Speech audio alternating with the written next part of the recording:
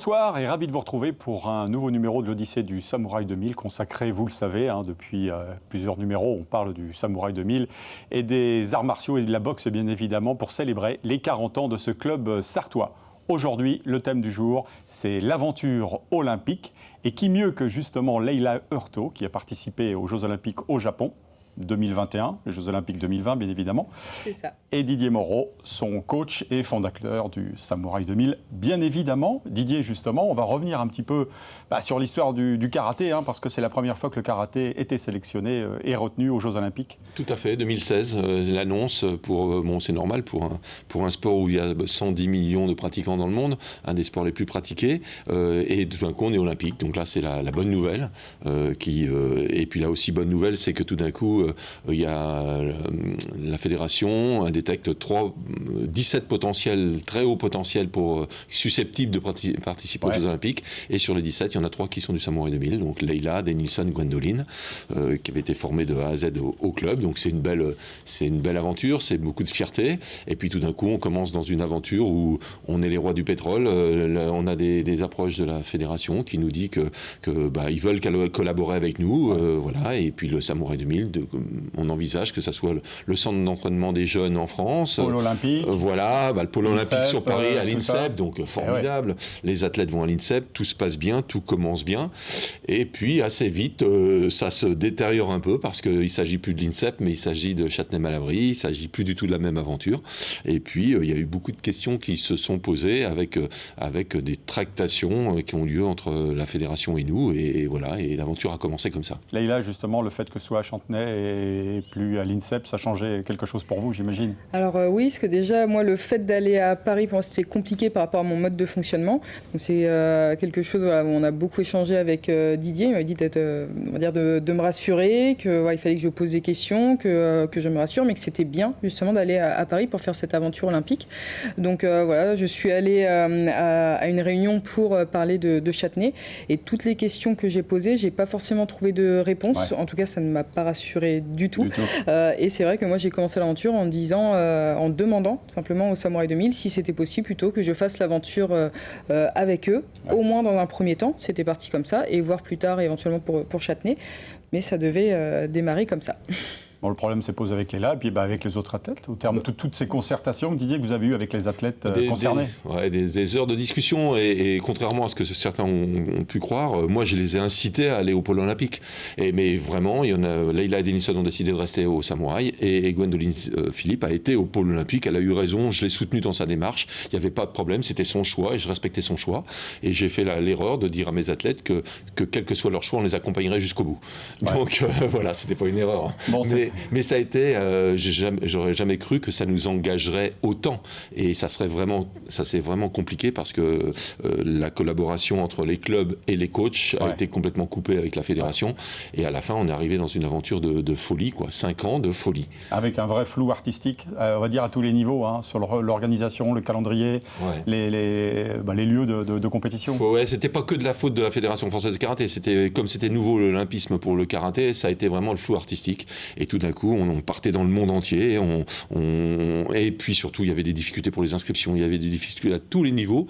Donc ça a été difficile et extraordinaire. Ça a été une aventure humaine extraordinaire. Et sur le plan financier, là aussi, il a fallu prévoir justement parce que c'était pas prévu et tout ça. Complètement. Le Samouraï 2000 a fait appel à plein de gens. Et puis ça a été quelque chose de très collectif. On a fait appel à Hello Asso pour que les personnes, les particuliers nous donnent des sous. On a été chercher 66 000 euros à travers Hello Asso. On a été chercher en tout 350 000 euros grâce aux collectivités, grâce aux privés, c'est-à-dire les partenaires qui nous suivaient, grâce aux adhérents. Donc ça a été quelque chose d'extraordinaire dans l'aventure. C'était un combat quotidien. Il fallait absolument essayer de faire adhérer tout le monde, mais ça a été très fort et en émotion. Mais on a trouvé le budget, 350 000, et on a parcouru le monde pendant 5 ans à nos frais. Ça a été vraiment un peu particulier. Voilà. Leïla pourra en parler mieux que moi sur les relations. Justement, Leïla, c'était un combat sur le tatami comme en dehors. alors? Alors oui, effectivement, et ce qui était un peu particulier, c'était que le Samouraï 2000 face à des nations, donc Samouraï 2000 face au Japon, face à l'Iran, face à toutes les nations, y compris face à la France.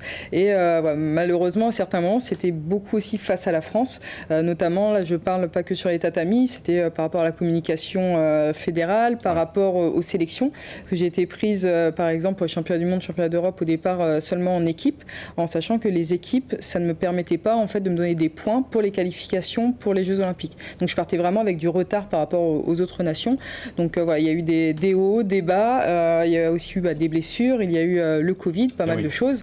Mais après, voilà, on a quand même réussi à avancer jusqu'en mai 2021 où je fais championnat d'Europe et ensuite juin 2021 où je fais le TQO, donc juste avant les Jeux. Bon, de tout cela, on y revient justement avec nos invités.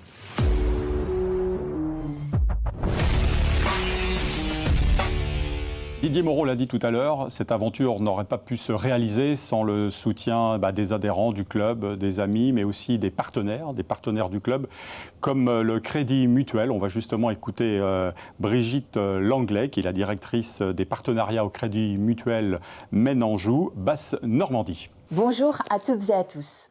C'est avec plaisir que je témoigne de notre partenariat avec Leïla Hurtado. Le Crédit Mutuel Maine-Anjou Basse-Normandie accompagne depuis quelques années des sportifs de haut niveau, confirmés, ou étoiles montantes, et est fier de les soutenir dans la poursuite de leurs objectifs. Parmi les premiers athlètes soutenus, il y a Leïla. Je me souviens de notre première rencontre au siège à la fédération à Laval, un rendez-vous au cours duquel Didier Moreau, son entraîneur, et la toute jeune Leïla ont été reçus par le directeur général Jean-Louis Godin, après une mise en relation du directeur de caisse Jérôme Chéreau. Cet entretien, je m'en souviens comme si c'était hier. Didier Moreau nous raconte son projet et celui du club, nous présente l'histoire de Leïla qui débarque de la Guyane en métropole, en Tongue, à 14 ans, avec une volonté farouche de réussir. Il nous raconte comment, à partir d'une difficulté, d'une faille, on peut transformer la fragilité en force et en faire un puissant levier de réussite. Je me souviens du sourire de Leïla, de son regard déterminé qui en disait long sur sa personnalité. S'ensuit une belle histoire avec le Crédit Mutuel. Un partenariat est construit pour permettre à Leïla de poursuivre ses études au travers d'une dotation versée par le Crédit Mutuel et lui permettre de s'investir pleinement dans ses entraînements au centre de formation Samouraï 2000. Le beau parcours de Leïla qui a suivi, vous le connaissez.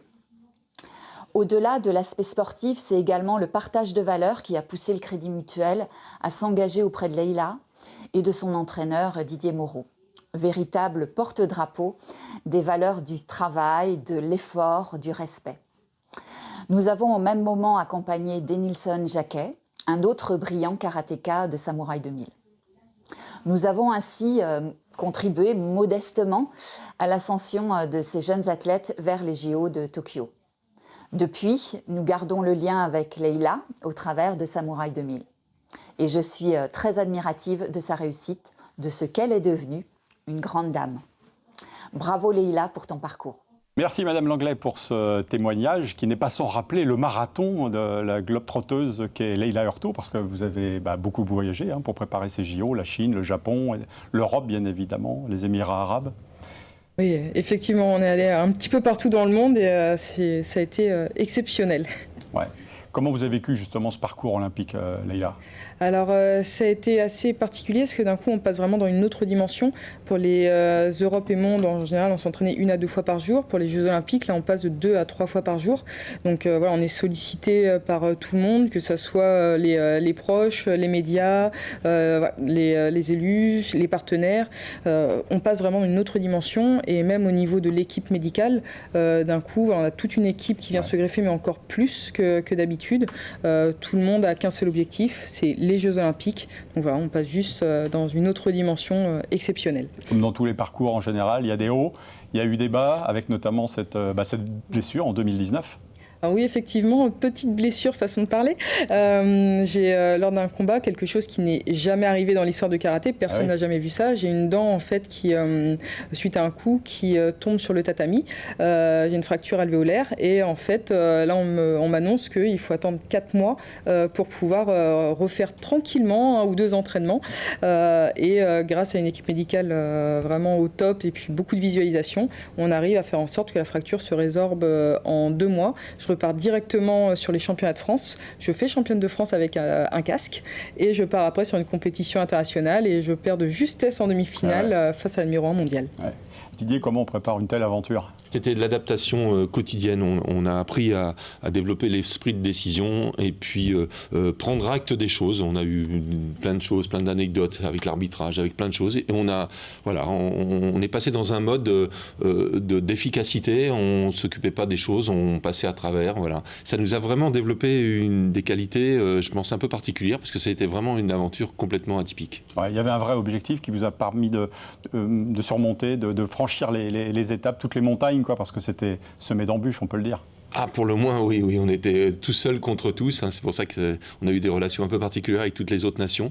Mais ça ne nous a pas arrêtés. On a vraiment... ça a même forcé le respect de nombreuses personnes parce que, voilà, on a avancé. Leïla, son accident, on est revenu... là, n'importe qui aurait abandonné parce que c'était pas possible. Mathématiquement pas possible. Les sélections un peu biaisées, mathématiquement impossible que Leïla aille aux Jeux Olympiques. Coefficient 12, coefficient 6 qu'elle ne pouvait pas bénéficier. Bon, on a dit on y va, on le fait. Et puis, bon, je suis accompagné aussi d'une personne un peu atypique aussi. Ouais, d'où l'importance de la coalition coach-athlète que vous connaissez bien. Ah oui, là c'est vraiment une cohésion, c'est vraiment une complicité, c'est vraiment quelque chose. Moi, il y a des moments où j'avais l'impression de jouer à la Game Boy avec Leïla, mais il y a des moments où elle a retourné la table un paquet de fois, donc on a réussi à faire ensemble des choses extraordinaires, on a réussi à sortir des jokers à la dernière seconde, elle a remonté des points, elle a remonté 8 points en quelques secondes à la fin de 2 combats. Voilà, et là, il y a plein de nations qui nous regardaient et qui disaient mais waouh, comment ils font ? C'est quoi le moteur ? Le moteur, c'était le plaisir, c'était l'aventure humaine, c'était notre complicité, et ça, je pense que c'est inarrêtable. Ouais, comme on le voit à travers toutes ces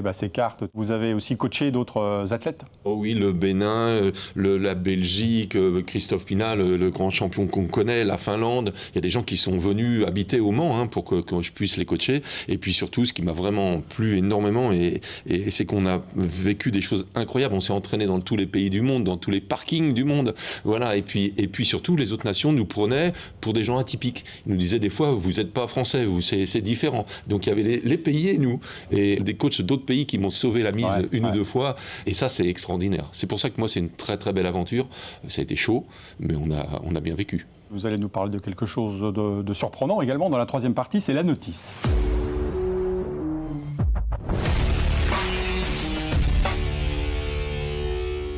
Didier, la notice, vous nous en parlez souvent. De quoi s'agit-il ? C'est la manière dont on fonctionne. Et souvent, les gens connaissent mieux la notice de leur robot ménager que leur notice personnelle. Donc moi, je travaille énormément là-dessus, et parce que à travers notre parcours, on a toujours des réactions identiques sur des choses identiques, et il faut faire ça, évoluer ça. Je pense que quand on est sportif de haut niveau, ou même dans la vie, si on est capable de ne pas réagir toujours de la même manière, et d'avoir une emprise sur soi, et c'est ça que j'appelle la notice, c'est très important. On a des failles, on a des fractures, il faut s'appuyer dessus, mais il ne faut pas toujours réagir de la même manière. Donc voilà, c'est un peu ça. Didier, comment on détecte un talent ? Ça fait aussi partie de ça, c'est-à-dire qu'on essaie de comprendre sa notice mieux que lui, et après lui donner les moyens et les choses pour qu'il se comprenne lui-même et qu'il puisse optimiser ses performances et qu'il soit efficace dans plein de situations, bien sûr dans le haut niveau, les compétences. Leïla, elle avait d'emblée la bonne notice ? Ah non, mais elle a très vite compris sa notice. Et ça, c'est vraiment un pur plaisir de travailler avec des athlètes comme ça. Merci Didier, merci Leïla, merci à vous de nous avoir suivis. On se retrouve dans 2 semaines, le mercredi à 18h30 pour un nouveau numéro de l'Odyssée du Samouraï 2000. Bonne soirée.